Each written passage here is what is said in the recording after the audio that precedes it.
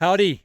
Welcome to another episode of Round the Fire with Kingsview Safaris. I'm John McHugh. Thank you very much for joining me today. I am back. My family and I had an absolutely incredible past couple of weeks. We had some good vacation time. We had the in laws coming in from South Africa. It was the first time that they've been to the States. It's also the first time that they've seen us since we moved to Texas. So it was absolutely incredible for them to see just how big the little Bambinos have gotten, and also for my kids to see Granny and Grandpa and to spend some amazing time with them. And let me just say this: that my goodness, Texas is an absolutely incredible place. We had such a great time. We went floating down the rivers. We visited some historical sites. We went to the Alamo, which was fascinating. I couldn't believe how much my children actually enjoyed it. For an historical site, it was very well done. We did the river walk through San Antonio, which was fantastic. It was absolutely stinking hot day when we went down there, but nonetheless, they really enjoyed it. Went to some cool restaurants, showed the in-laws around, showed them some of our little local fishing spots, shops that we like to go and visit, and they met some of our friends that we've gotten to know since moving here. So the landscape, the scenery, all the attractions from part of Texas definitely did its part. But the thing that my in-laws took away from that trip here, and they just kept saying the same thing over and over again, was just absolutely how amazing everybody in Texas was, how friendly they were, how welcoming they were. They wanted to hear their stories. They asked them about South Africa. They couldn't get over the Texans. So well done there to all you Texans. You definitely did it proud. And thank you very much for making the in laws feel very welcome. They had an absolute blast, and hopefully we can get them back out just soon again. I am now back. As I said, time away was good. I managed to come up with some really fantastic ideas, kind of rejuvenate me, get me excited again for doing the podcast, the little video series. I've got a few other cool little things up my sleeve that I really want to get started on. I've already been in touch with some cool guests. We're just trying to sort out some dates for recording podcasts. I'm going to have a whole bunch of new interviews coming up for you guys. I'm carrying on with the PH breakdown that you can see on the YouTube channel. My family and I are still cracking on with our little YouTube videos. The kids are enjoying it, and hopefully, you guys are also watching them and enjoying it too. If you have got kids at home, it's a family friendly type of show. This past couple of weeks, we were in Texas doing the floating down the rivers and exploring. We're going to make a little video of that. Like I said, if you've got kids, young families, I encourage them to watch it. Hopefully, they'll enjoy it. I do want to say this, that if anybody would like to be a guest on the podcast, you guys are more than welcome to. If you've been to Africa recently, you've got some cool stories, please feel free to get in touch with me, and it would be an honor to have you on and to share your stories and hear experiences about your time in South Africa. Likewise, if anybody has any maybe suggestions on episodes, you can send them over to me too, and I'll definitely have a look at them. I've already got a couple of people lined up, but it's always good to have more interviews. I know that from the feedback that I get, a lot of people say that they learned so much just hearing from other people coming onto this podcast, sharing their experiences, talking about their taxidermy, their planning, the flights, whatever it is. The more we talk, the more information we share, and then hopefully it benefits and helps everyone else, especially those going over to Africa for the first time. Okay, now let's jump into today's episode. And what I've done is I've compiled a list, a 10 a 10-point list, or should I say a list of 10 hunters that I as an outfitter would turn down. Otherwise, if these 10 these 10 hunters wanted to book a hunting trip with me as an outfitter, I would flat turn them down. So I'm going to make my way through the list and let you guys know which ones I, as an outfitter, would turn down. Now, I'm going to say this. When I started my business and got Kingsview Safaris up and running off the ground, make no mistake about it. If you had a heartbeat and wanted to go hunting, I would have booked you. If you said to me you wanted to go hunting mushrooms, I would have taken you hunting mushrooms. It doesn't matter. But as time went on and I had a bit more of a reputation, got a good client basis, and went further and further on, I'm not going to say I definitely got picky with clients. I certainly was never that arrogant or naive to feel like I could just pick and choose clients. That certainly wasn't the case. But I started to learn about the concessions that I hunted on. I started to learn about my strengths and my weaknesses of my business, what I could do, what I couldn't do, um, things that I personally, as a PH, as an outfitter, as a hunter, as somebody that was sociable and liked meeting people from overseas, what I enjoy doing and what I didn't enjoy doing. As a business owner, I realized what would be more profitable for me, what would kind of break even for me, and the types of hunts or the hunters that I book that would just make a loss for me. So this list is a little bit of a mix of each one of those. And definitely towards the end, before we moved over here to Texas, I definitely started sifting through some of these hunters that sent me email inquiries wanting to book, whatnot, and realizing that we just weren't the right fit. So let's get started with the list. Coming in at number one of the hunters that I would turn down is the inch seekers. That's right. And I cannot tell you guys how many requests I got from people that would send you an email and they would say, see, down in the Eastern Cape, been to South Africa, been to Africa a couple of times. These are the animals I'm looking for. And they would list animals and they would say, a bushbuck has got to be between 15 and 3/8 of an inch to 16 3/4 of an inch, whatever it was. I need an Eastern Cape Kudu that's 51 inches and above, nothing less. I need a springbuck that's X amount of inches, a blessbuck X amount of inches. And they would say specifically what inches they need. And they would often say that I don't want anything less than that. Now, I have never really been a big fan of inches, but at the same time, I'm also not the type of person that completely writes it off. I do understand that they have a place within hunting, specifically trophy hunting. I understand it. But it was never something that was that important to me. It was never a pressure that I wanted to put onto the safaris that I operated, and it wasn't a pressure that I wanted to put on to my PHs, um, and definitely not something that I wanted the hunters to try and hold against us. If you wanted a 51-inch kudu bull and you shot it and it was 50 inches and a half, whatever it may be. So I was never interested in that, but I did get a lot of emails, especially towards the end, with people saying, these are the animals I want, and these are the inches that they have to be. Otherwise, I'm not booking with you. No worries. No problem with my backs. You can move along to someone else. That was always my opinion. I can't help you there. So, number one coming in, the inch seekers. Number two, lion hunters. Nothing against hunting lions. I'm all for it. But I have for a long time been a believer of you stay in your lane, you work hard in your areas, you get better at what you've got, and you kind of become a master of your own trade. Now, where I was in the Eastern Cape, lion hunting wasn't very big. In fact, any cat hunting wasn't very big. So I'm going to kind of lump lion and leopard hunting in at the same time. So if I got emails from guys that would say, come across your outfit, your website, really enjoy what you're doing, I'd love to come and hunt with you. I'd also like a lion. I would always say to them, look, sorry guys. First of all, I don't have any experience in hunting lions.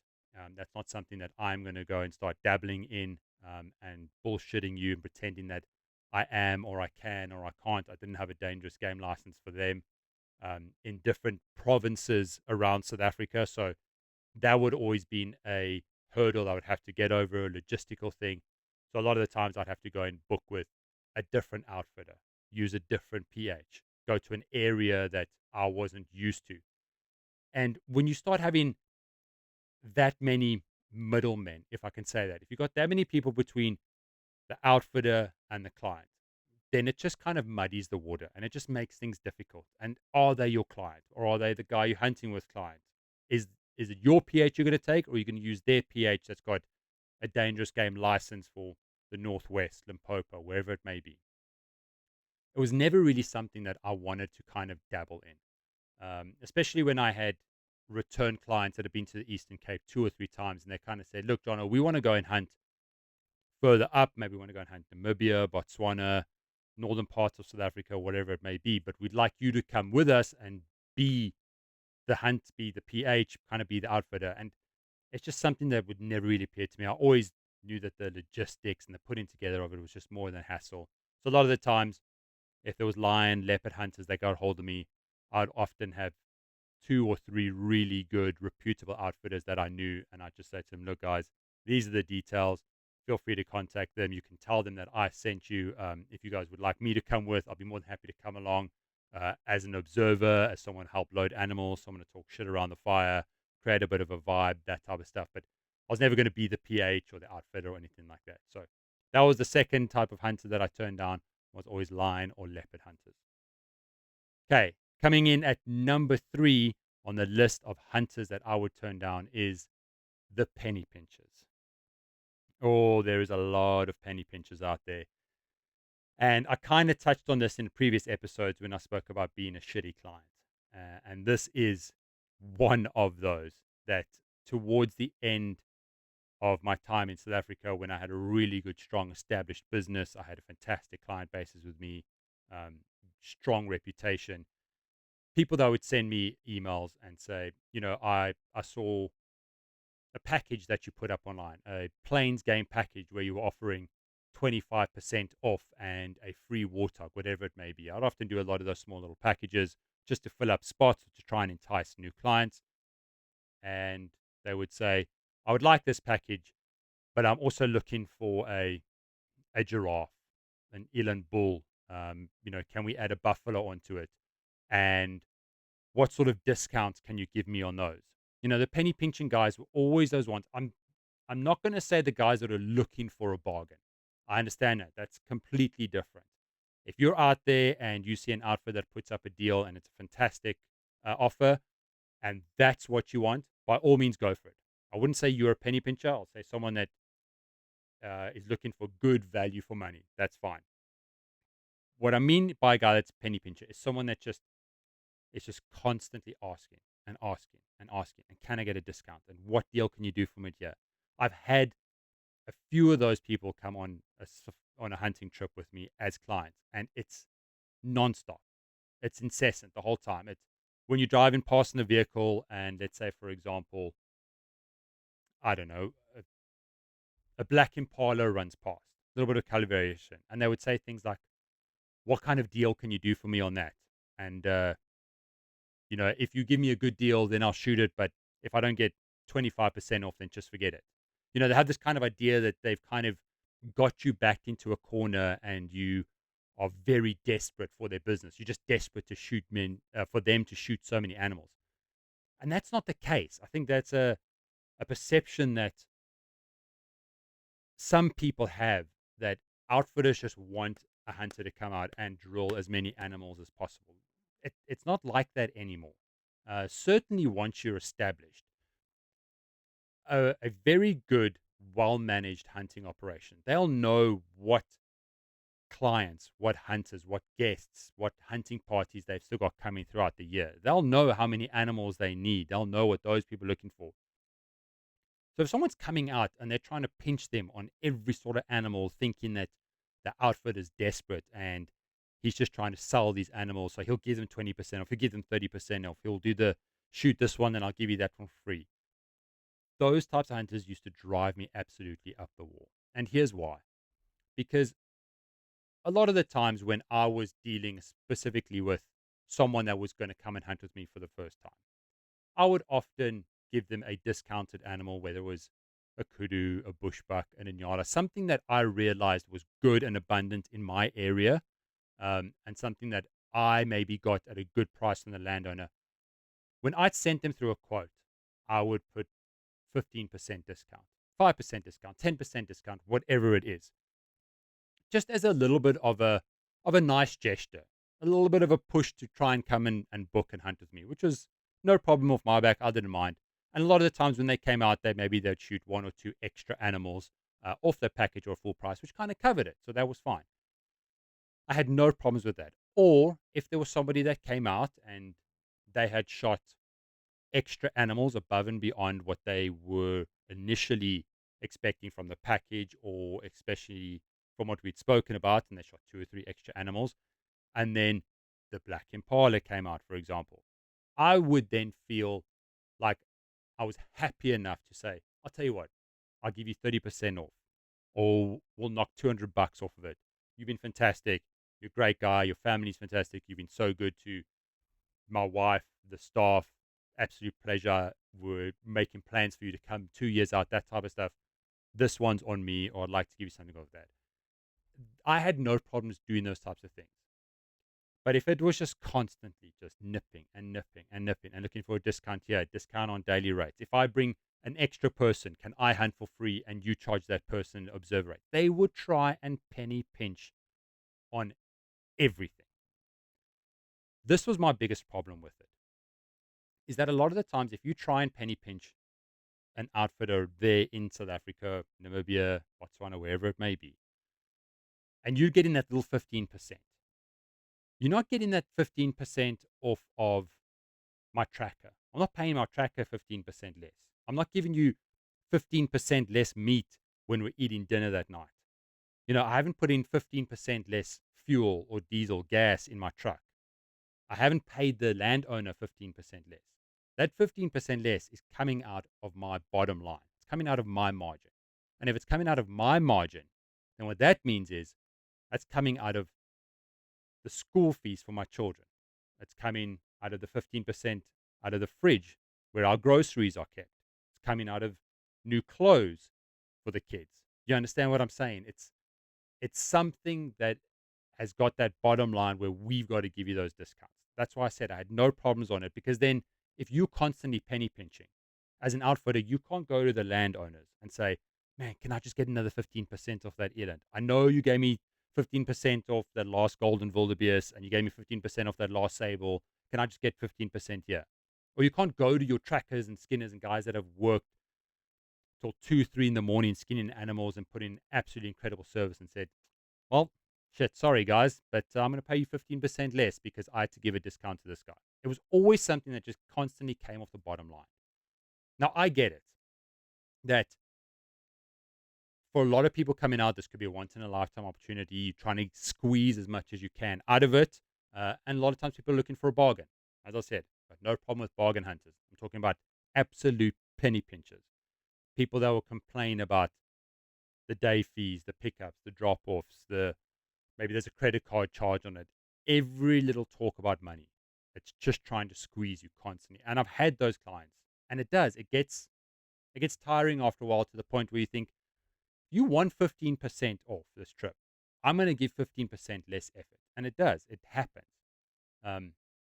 So, like I said, specifically towards the end of my time in South Africa, when I had people contact me and I could see that they were just penny pinchers, I'd say, you know what, it's just not worth my time. This is a business at the end of the day. I need to put food on the table to feed my family. I need to put clothes on their backs. I got bills to pay. And a lot of the times, and as it is with most outfitters, you may have second sources of income. We had sheep and cattle. My wife had a flower business. If I'm not getting penny pinched on my hunting, I could be doing something else that could be making up that type of money.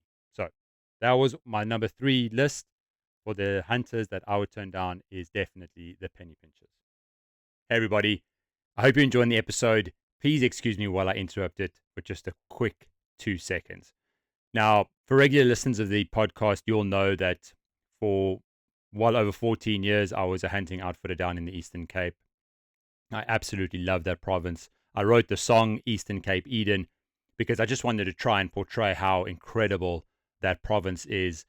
The array in the landscape, the vegetation, the animals, the terrain, the people. It's got absolutely everything. It really is a paradise on earth. As you know, I am no longer outfitting in South Africa, but what I have done is I've teamed up with a very, very good friend of mine. He runs an incredible hunting operation down in the Eastern Cape, and his setup is very similar to how I used to run things down with Kingsview Safaris. Very small, very personable, fantastic access to some of the incredible concessions of the Eastern Cape, a nice array of animals, and really he does offer such an incredible experience. I've had a few guests on that I have referred to my buddy. They've come back and we've done a podcast episode so you can actually hear for yourself first-hand experiences of the guys that went out there, and they just had an absolutely fantastic time. So If you are planning maybe your first trip to South Africa, maybe it's your second, maybe it's your third trip to South Africa, and you haven't quite been to the Eastern Cape and you really like to go and explore, experience it, and maybe there's a few animals you need to add to your trophy room that come from the Eastern Cape, then please feel free to reach out to me via email, jonomchugh@gmail.com. That's JONOMCHUGH@gmail.com.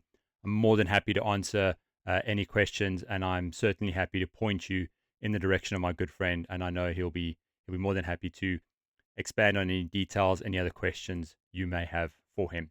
If you've already got your trip booked up, that's all cool. Even if you want to maybe ask some questions, maybe I can give you some advice, some tips, some pointers, anything like that. I'm happy to do so too. You can send me an email. I'll respond maybe with my cell phone number, and we can have a lekker chat on the phone. And I'm always interested to talk about hunting and help you guys out in the right direction. So yeah, anybody that's thinking about the Eastern Cape, please get a hold of me, and I'll most certainly point you to somebody that can give you an absolutely incredible experience. Okay, let's get back to that episode. Okay, moving on to number 4 on the list of hunters that I'll turn down, and this would be the outfitter hoppers. Now, this one's a little bit kind of difficult to explain because there isn't necessarily anything wrong with it, but it would bring up a few red flags, or maybe just a few warning signs. There was a few occasions where you'd have people contact you and they would say, I've hunted Namibia, I've hunted Limpopo, and then I came back one year and I hunted the Free State, and then I did Zimbabwe, and now I've never hunted the Eastern Cape, so I'd like to come hunt the Eastern Cape. And you think, okay, sure, cool, no problem with that. It's understandable, different area, and a lot of times maybe they were looking for animals that were specific to the Eastern Cape. They were looking for a Cape bushbuck, they were looking for an oribi, they were looking for a Cape Grijsbok, those types of things. But often what happened with me is that when I would converse a little bit more with these people, send emails back and forth, you start to find out that for each one of those trips, they used to go with completely different outfitters, which again, no problem with, because a lot of times people would say, well, I want to just experience what each different outfitter has on offer. No problems with that. But I would always wonder, was there a reason behind it? Did you have any sort of falling out with an outfitter? Is this person contacting me maybe somebody that's on this list that I'm reading out now, that outfitter gave them a good time, but kind of wasn't really expecting them to come back or even anticipating them to come back? This was always something that I thought was a little bit strange. And I have one small example of an outfitter hopper that I'll share with you guys. I got an email, as I said, with the same example of a guy that had hunted all over South Africa. He'd hunted Mozambique. I think he'd hunted Namibia. There was one other country. I can't remember if it was Tanzania or something like that. Anyway, he'd never hunted the Eastern Cape before. But he was going to go and hunt in, I think it was the Northwest. I may be wrong. I think it was the Northwest. And then he was going to do 10 days there, and then he was going to come and hunt with me. So I said, sure, booked him. I think it was just a general plains game hunt. It was him and his son. And about halfway through the trip, there was a few stories that he told me kind of around the fire that got me thinking, I want to check up a little bit on this guy. So I phoned the previous outfitter that he hunted with. And it wasn't somebody that I knew personally. It was an outfit that I knew of. But I managed to get hold of the outfitter, and I just said, look, I'm John McHugh. I'm down here in the Eastern Cape. I've got your hunter that was with you, Mr. X. He's down here at the moment hunting with me, having a great time. I just want to ask you one or two kind of questions. And I'll never forget that the outfitter sounded really surprised. And he said, oh, I didn't know he was going down to the Eastern Cape after my trip. I was under the impression that he was flying back home. He didn't mention anything that he was going to another outfit. And I kind of said, okay, well, I mean, he's here. Seems like a nice enough guy. We've shot this animal and these animals and whatnot. But I just wanted to ask you how the trip went. And the outfitter said the same thing. Nice guy, there was no problems, no issues. But he did say to me that he was going to pay for his invoice, for his bill, when he got home. That was the arrangement that this outfitter and this client had. Why the reason for that is, I don't know. But that's what the outfitter said to me. And now the outfitter was concerned because he said, I haven't been paid. I was under the assumption he was going straight home.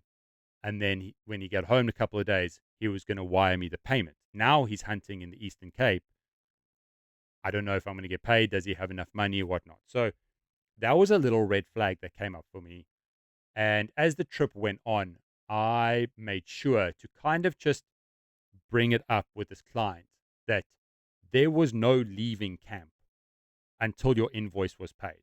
Um, I made it, I didn't tell him that I phoned the previous outfitter and found out that he hadn't paid his bill before that. And again, there was nothing wrong with that. That was an arrangement that this hunter and that outfitter had. But for me, it wasn't something I ever did or ever wanted to do. So I was just slowly getting the point across to this chap that you were paying for your trip on the final day, finished and clear. That's it. And he did. Come the last day, there's your invoice, day fees, animals. Here's the card machine. He paid it. Everything went through. Hunky dory. Thank you, sir. Fantastic time. That was the last I ever heard from him or knew from him. I don't even know if he paid the outfit or what. So, not really a problem, but still something that for me brought up red flags where you get somebody that just hops from outfitter to outfitter to outfitter to outfitter. It was always something I was a little bit skeptical of. Okay, let's move on to the next one. Number 5 on the list of hunters that I would turn down is cull hunters. I dabbled a little bit in cull hunting um, at the start, and I very, very quickly realized that it was not the type of business model that I wanted for my operation at all. It's funny that there's this notion that cull hunts are meant to be considerably cheaper. Sure, you're hunting animals that are not of trophy quality, uh, and for that reason, you kind of want them at a heavily discounted price. But what happens is you end up shooting more animals. So when there's more animal shot, that meat still gets used and processed. Those animals still need to get collected out in the veld, which means you need skinners, you need people loading. There is more effort and more hands needed in cull hunts than there are on traditional trophy hunts. And I very quickly realized that this was not something I wanted to really get involved in or mess around with, mostly because as an outfitter that didn't have their own property, or I used to use different concessions, you were often squeezed between the landowner and the hunter that wanted a cull hunt. And your margins were paper thin, if not just break even. You'd hope that you'd either get a generous tip or you'd hope that they would try and get 2 or 3 trophies on the side. Like, that was it. But for the time and the effort to put in on a cull hunt, I very quickly realized that it was, to put it frank, it was a waste of my time. It didn't make any money for me as a business. It didn't put anything in my back pocket. And with that, whenever somebody said, I'd like to book a hunt, but I only want cull hunts, I would say, well, then by all means contact this person and that person, but I can't help you. So, yeah, cull hunting wasn't for me. All right, next on the list, number 6, the I Know Africa hunters. Now, this one's not a jab at most of you guys. It's kind of a little one. I think maybe you guys know the guys that I'm talking about. People that have been to Africa 3, 4, 5, 6, 7, 8 times, they do know Africa, but they tend to have an appreciation and an understanding of Africa. They have fantastic relationships with their PHs, their outfitters. They have a love of the landscape, a love of the culture.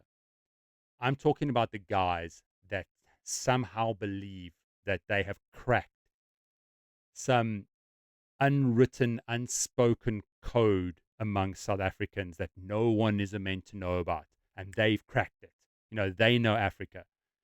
I've heard from so many guys that will say, well, I know what the biltong price is per kilos. I know what the local South African guys are paying, and that's what I'm going to pay. I want a quote on a trophy bushbuck, a trophy kudu, a trophy eland, a trophy impala, a trophy blessbuck.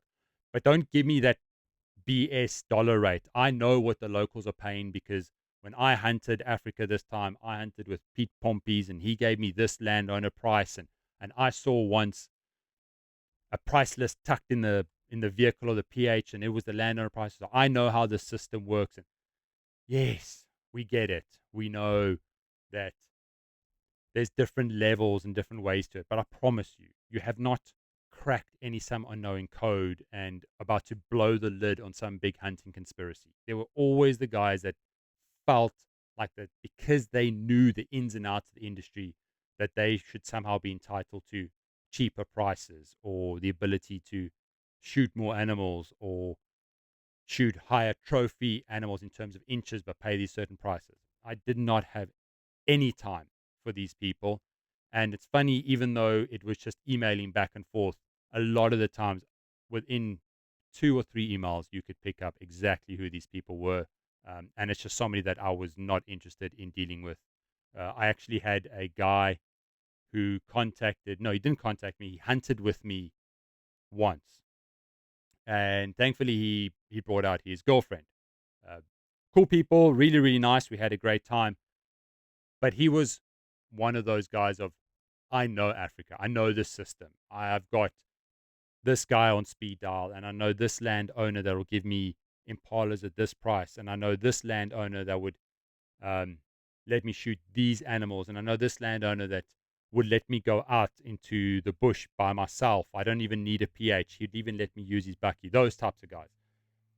And what happened is I managed to contact one of my good PH buddies that actually knew this same guy. And it turns out he was contacting the landowners from the previous safaris that he'd been on, and he was getting their contact details. And when he went back to his country of origin, he would contact the landowners directly and try and get different pricing from them. So not exactly somebody that cracked it or knew Africa, more just somebody that decided to try and circumvent the system, and especially the PHs and outfitters that work so hard to help them out. So yeah, the I know Africa hunters wasn't really anyone that I was interested in. Again, nothing against the chaps that have been to Africa 6, 7, 8 times and they have a love for it and they do know Africa. You guys are always welcome and a complete different type of person I would happily share a fire and a beer with. Okay, let's move on to the next one. And it is number 7. My PH comes with Hunter. I didn't have too many of these, thankfully. I think maybe I only ever got one request. But again, it was never something that I was ever willing to entertain. If somebody had sent me a request that they wanted to come and hunt my areas, but bring their PH from Limpopo, Northwest, and that PH was going to conduct the hunt, but I was going to be the outfitter, ain't happening, sunshine. Ain't happening. I was never ever going to allow that. Reasons for it is because a lot of the time, especially with the concessions that we hunted on, you have to follow a set of rules and a set of guidelines that are set out by the landowners. And you build trust with the landowners. You get to know your areas. You get to know the animals that you hunt. You get to know how to hunt them. You develop a trust and respect and camaraderie between the skinners, the laborers, the trackers of those areas. Um, you you have a way of running your business. The way that I ran Kingsview Safaris was one way. If there was an outfitter right next door, I'm sure he ran his business completely differently. And a lot of the times you did create a type of a brand with the way that you hunted. And if you bring in a PH from outside that doesn't know the culture of your business, that doesn't know the relationship with the landowners, they might not respect the staff members the same way that you would or treat them the same way. Um, they may not know how to hunt those animals in those areas. If you took me to Limpopo, KZN, wherever, and just dropped me in the middle of those hunting concessions and said, okay, right, go shoot this animal and that animal, I wouldn't know to turn left, right, or shoot with my head between my ass through the legs. Like I haven't been there before. The areas that I hunted on, that was years and numerous hunts that I'd spent time on and known. So anybody that contacted me and said, can I bring my PH? I said, you can bring your PH, but he can sit and watch and observe and join us around the fire. But I would never allow a PH to run a hunt under my business on my concessions. Just never happening. And vice versa. Likewise, if ever I got a request from past clients that would say, look, I want to go hunt up in Limpopo, Jono, and I want you to come and be the PH. Would you do that? I would politely decline, but I would say, I'm happy to be an observer. Like I mentioned earlier, I'm happy to help load the animals. I'll glass. I'll help track animals. I'll help with the skinning. We can sit around the fire. I'll entertain, but I wouldn't feel comfortable going in and being the PH on somebody else's land. It doesn't happen. It's like it's like having your own restaurant, and let's say, for example, you have a French restaurant, and all of a sudden a customer walks in and he's just had the most fantastic Mexican meal at the Mexican restaurant, and he loved it so much that he brought the chefs over with him and said, I would like to try some French food, please, but I'm going to stick this Mexican guy in the kitchen and have him cook it. You're like, what? It doesn't work that way. It's the exact same thing. Under no circumstances would I ever have allowed external PHs or anyone else to come and hunt under my name on my hunting areas. Okay, moving on swiftly. Number 8, I only want to hunt on one property and get all the animals on that property hunter.